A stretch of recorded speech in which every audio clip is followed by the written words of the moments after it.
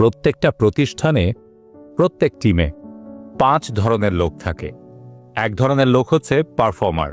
তারা জানে কি করতে হবে এবং কেন করছে, তার লক্ষ্য কি, সবকিছু তাদের কাছে পরিষ্কার। যেমন এই ভিডিওর এই লোকটিকে আপনারা দেখতে পাচ্ছেন।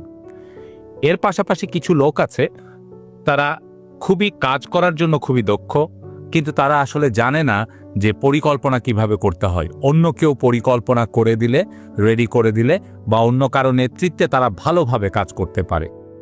আবার কিছু লোকজন আছে, তারা মাঝামাঝি, অর্থাৎ কাজ করে কিন্তু নিজে পরিকল্পনা করতে পারে না, অন্যের পরিকল্পনাই করে, এবং তারা তাদের কাজ আসলে এমন যে তারা করলেও সেটি বড় রকমের খুব পরিবর্তন আনে না, আবার না করলেও সেটা খুব সমস্যা তৈরি করে না, অর্থাৎ দুধ ভাত টাইপের।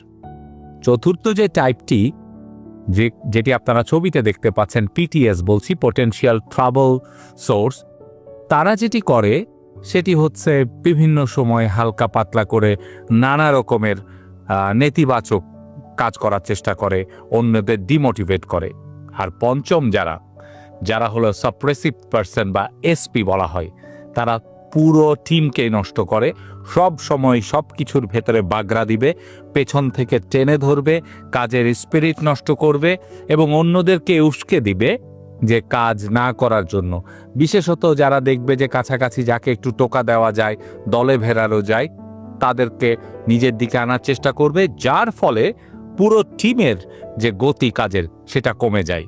তো এই 5 ধরনের টিমমেট আপনার টিমে আছে কিনা কমেন্টে জানাবেন।